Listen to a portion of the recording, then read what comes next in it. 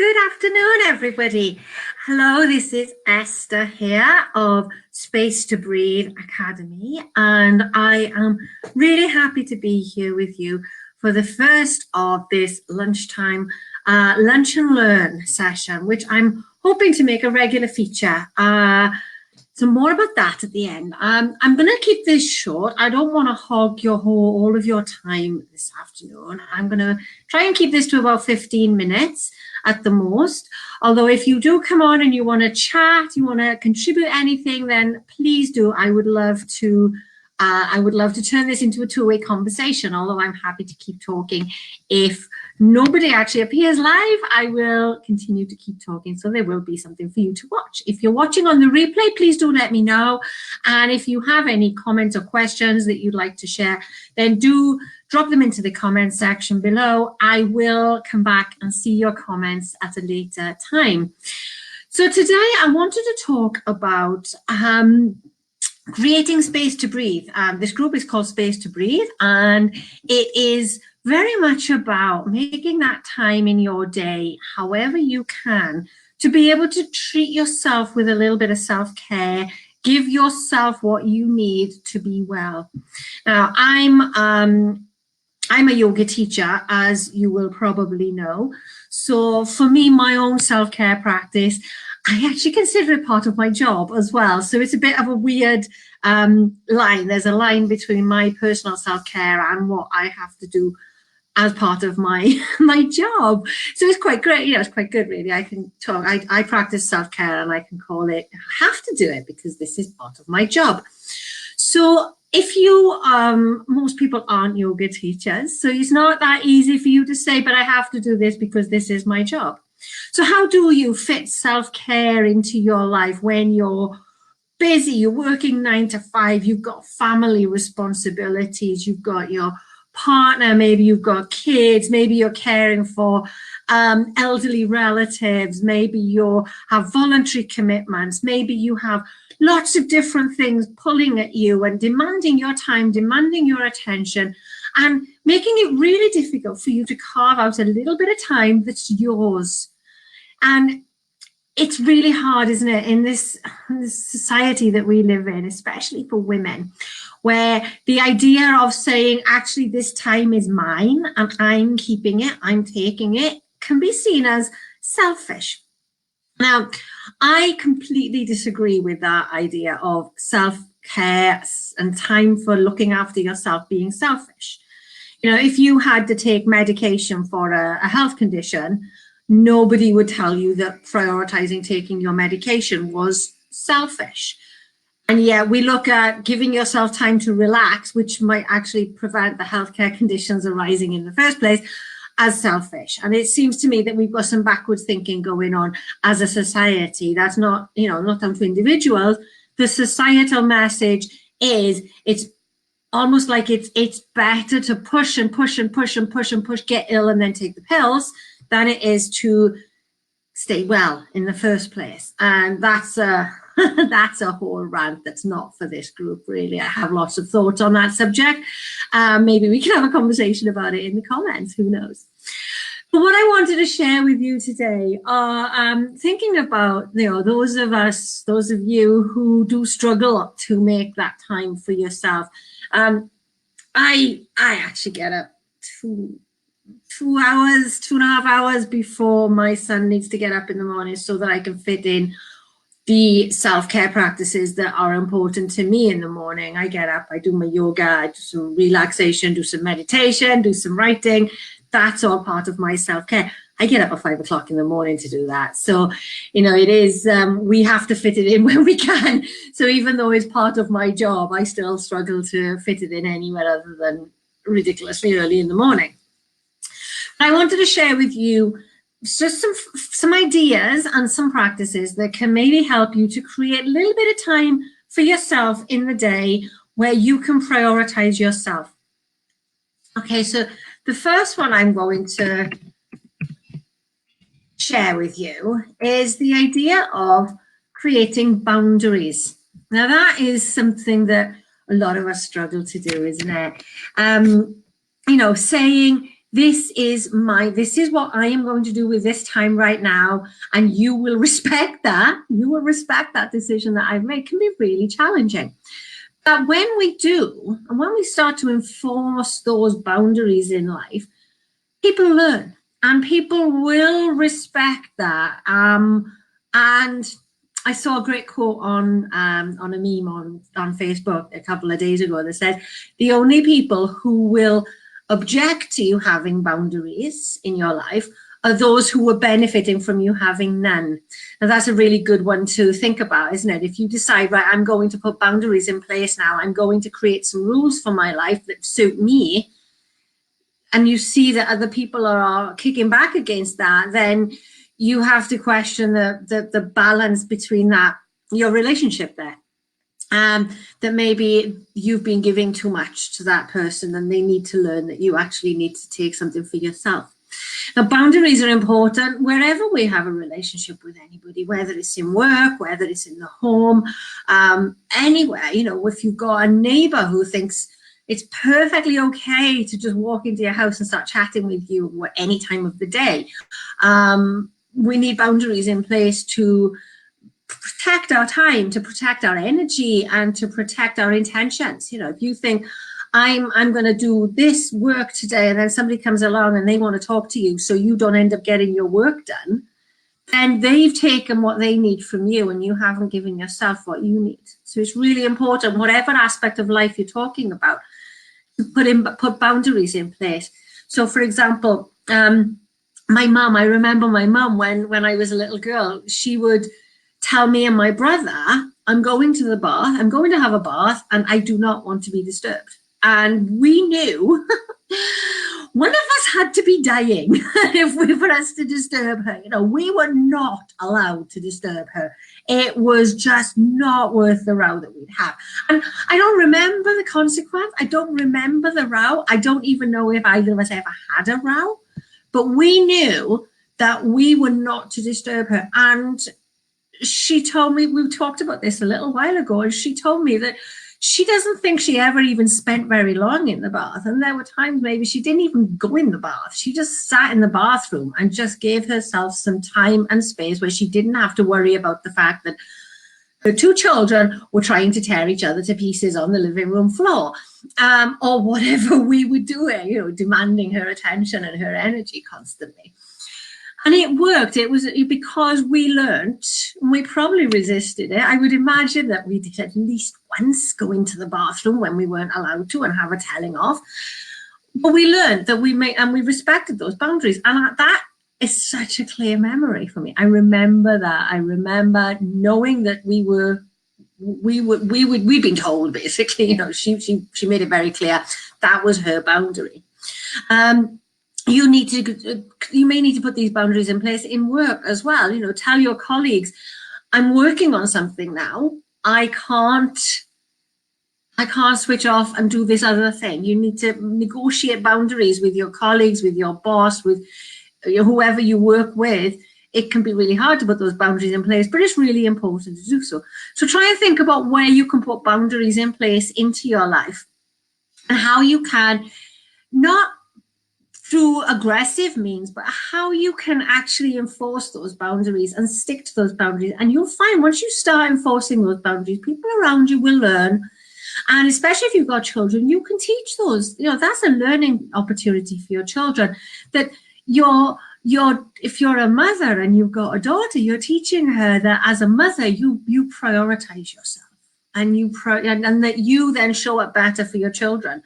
If you are if you're doing this in work, you will almost certainly produce better work because you're not getting interrupted mid-work, and so on. So that's boundaries. That's one. Another thing is relaxation. Now, relaxation can be really hard when you feel like you are stressed, when you feel like you haven't got any time. And it can, throughout the day, you might not be able to relax. You might not be able to get any time to yourself, to unwind.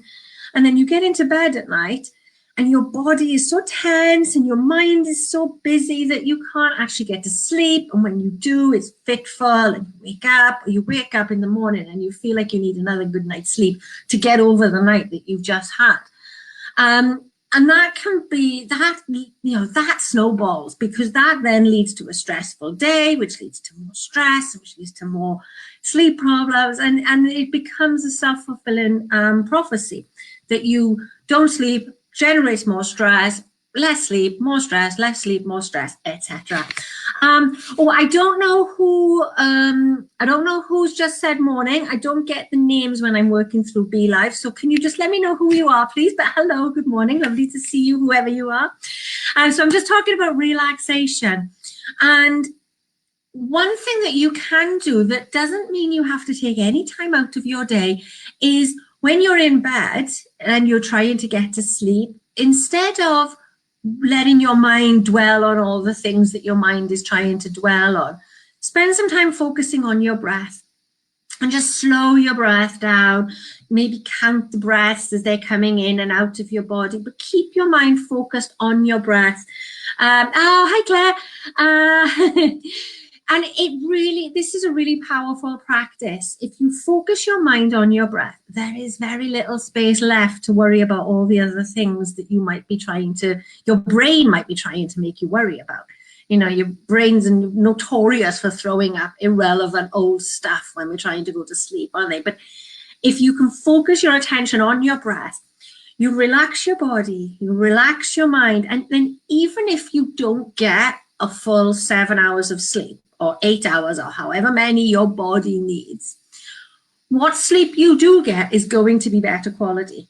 So you're going to get more relaxation, you're going to get more quality sleep, which means that in the morning you're more rested, you're more able to deal with the next day. And if you build that up into a habit, eventually you will find that you start to be able to get to sleep a lot easier. Insomnia used to be a terrible problem for me. It still is sometimes, but I tend to do this when I'm struggling to sleep. I tend to do this, and it works every time. It helps you to relax. It helps you to calm your mind. So, I forgot to change. I forgot to change that thing. So the next thing that I'm going to talk about very briefly, and I am aware I'm going over my time already, and I really didn't want to, is gratitude. Now, gratitude is the very simple but very sometimes challenging act of looking for the things that are good in your life. And when life feels really difficult, that can seem like a real contradiction in terms, if you're in the middle of a really difficult life, finding something that feels good can be really hard. But, you can focus on, if you're in the middle of say you're having problems with, I don't know, in work, say you're having a difficult time in work. So you can focus on, you might get to the end of the day and think, I'm really glad I'm home. I'm grateful to be home. I'm grateful that I've got a home. I'm grateful for the people that I love in my life. I'm grateful for the fact that I was able to provide myself with some food this evening. Grateful for the fact that there's air that I can breathe. Grateful for the fact that I've got a hoodie that I'm wearing at the moment because actually I'm quite cold and this is keeping me warm. Grateful for the fact that I've got clean water to drink. Grateful for the fact that I've got a flushing toilet. It can be anything at all. The more mundane, the better in lots of ways, because the more we can find gratitude for the small things, the more we can notice just how life can be really good, even when it feels pretty rotten. If life is feeling particularly hard at the moment, it helps if you can remember that, look back at the times in the past when life has felt really hard and remember that time passed, that difficulty passed, and you learned lessons as a result of that. So when you're in the middle of a whirlwind of life, if you can remind yourself that you're going to come through this and you're going to learn as a result of it and you're going to emerge from this stronger, that can really help as well. So that's another way. 5 minutes to sit and write down a few things that you're feeling grateful for in the moment can transform how you feel. So if you're feeling like you're swamped, Take 5 minutes, write out all the things that you're grateful for, and it will change how you feel about your day. It starts to lift you up and put you in a more positive frame of mind. So now another thing that we do is when we are stressed, we often turn to numbing behaviors of some sort. Now, for me, that used to be alcohol. It used to be cigarettes. Sometimes it might be sugar, sweets, junk food. There's all kinds of ways that we numb. It might be that you pick up your phone and you start scrolling through Facebook. It might be that you sit in front of the TV. It might be all these different ways that we numb when we're stressed. And very often we'll feel overwhelmed by life. So then we do something that distracts us from the overwhelm. But it doesn't solve the problem. It doesn't take away any of the things that are overwhelming us, and it doesn't actually create any solutions. So then when we come out of that numbing behavior, we've still got all the same problems that we've got. We've still got the extensive to-do list. We've still got all the jobs that we have to do. We've still got all the problems that we've got. And so numbing feels in the short term like it's helping because it gives you a little bit of that dopamine hit that you seek that makes you feel better. It gives you a chance to just put things to one side for a moment. But in the long term, it creates more problems. I mean, I know I have, this is quite a short to-do list. That's my notes about this now. But, you know, I write to-do lists, and then sometimes the to-do list is so long, I look at it and think, let's see what's happening on Facebook. And then, you know, 3 hours later, I'm still on Facebook. I haven't done anything. And then the to-do list is even more overwhelming. And I've got less time, so I feel even more overwhelmed. So very often, if you look at where you're numbing, what you're turning to when you feel overwhelmed, and try and reduce that a little bit, it might be that you find that you actually can create more space for yourself, that you can step out of that overwhelm a little. You know, I'm consciously now reducing how much time I spend on Facebook, and already I feel a lot less overwhelmed by all the things I have to do, because now I think, yeah, I've got time to do that now, actually. And it feels a lot easier. So that's, you know, looking at our behavior, self-awareness, self-study, understanding what it is that we do that creates the situation we find ourselves in, and taking responsibility for that and changing how we behave can shift how much we're able to care for ourselves. It's self-responsibility, self-understanding, and it can be a powerful thing indeed, because a lot of the time we're inadvertently creating our own problems. So the final thing I want to share with you, and I'm sure that you won't be at all surprised when you see this word popping up, is breath. Your breath. I've already mentioned it. It is the best tool that you have at your disposal to reduce overwhelm, to create space inside your body, inside your mind, to help you to relax, to give you that space to step away from the overwhelm, the emotions, the flight or fight, that knee-jerk reaction that we feel when we feel overwhelmed. Taking a deep breath, maybe a couple of deep breaths, take a breath in and then really let it all out as you breathe out. There is so much power to be found in your breath. You have the best tool for managing your overwhelm, managing your emotions, managing your well-being, managing your mind. You have it, and it's right here. And it starts here, and it's here, and it has such powerful, powerful benefits. Taking just a couple of minutes every day to focus on your breath, whether that is, you know, maybe while your coffee's brewing in the morning, you could even stand up in the kitchen while the kettle's boiling, while the porridge is cooking in the microwave. You can focus on your breath then. That's all you need to do. Just breathe in and breathe out. And you can do that at any time. You can do it when you're driving. If you commute to work, when you're driving, you can do it while driving. And it really helps if you get stuck in traffic. It really helps if you get caught in every red light. just keep your focus on your breath, obviously keeping your mind on your driving as well and keeping your eyes on the road, but you can consciously breathe while you're driving, being aware, being mindful of your breath. If you come out via public transport, instead of putting your phone on, listening to music, reading a book, you could take a couple of minutes and just sit in your seat, assuming you get a seat. Not always possible on our local trains, I know that. But you can just tune into your breath and just put yourself in that state of mind where you are relaxed and you're in control of your mind and your body before you even get into the office. You can do it, you know, when you're washing the dishes, when you're watching the telly, at any time. You can choose to be aware of your breath, to take conscious awareness of the breath, and to connect into your breath. And it is a game changer. It really is. As many of you will know, my life was transformed completely by learning to breathe. I went from being a heavy smoker, marijuana user, very alcoholic drinker to I don't do any of that anymore. And I haven't done for quite a few years now. And I won't say I'm like calm and peaceful. I'm not that kind of person, but emotionally I'm in a much calmer place than I used to be. I'm still an excitable person, but that's fine. I like that aspect of me. But I'm able to deal with my emotions now in ways that I wasn't able to deal with them before. And that simple thing of connecting to my breath, it's transformed everything for me.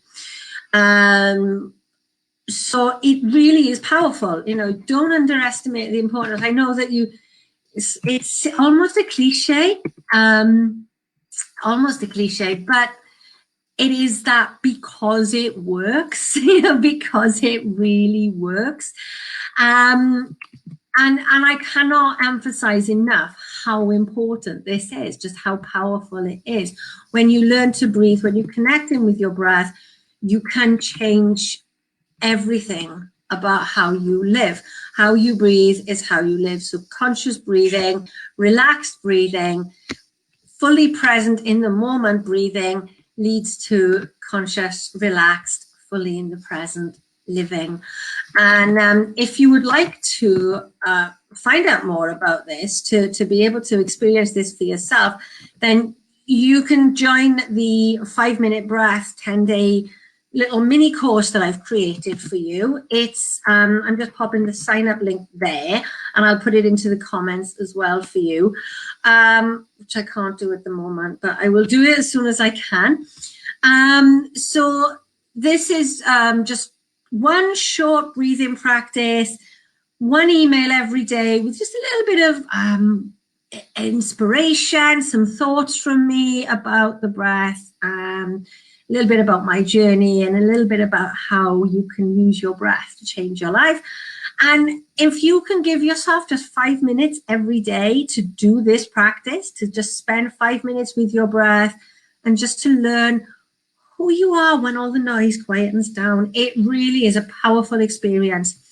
So I'm going to leave you now. I wanted to keep this at 15 minutes, but I wonder I will learn that I talk far more than I ever anticipate I'm going to. So if you have any comments, any questions, anything you'd like to share on the topics that I've talked about here, I'd love to hear from you. I will drop the link to that sign-up form in the comments so you can access that 5-minute breath mini course. And I will be back again with another Lunchtime Live. If there is lunchtime live, oh, I like that. Lunch and learn, I meant to say. But if there is anything you'd like me to cover in one of these sessions, then do let me know. My topics of interest are stress and yoga and personal growth and breathing. So if there's anything that you would like to explore, if any of this can help you with, then let me know. I can do a lunch and learn on that topic for you. So have a beautiful day and namaste, and I will be back in the group again soon. Bye.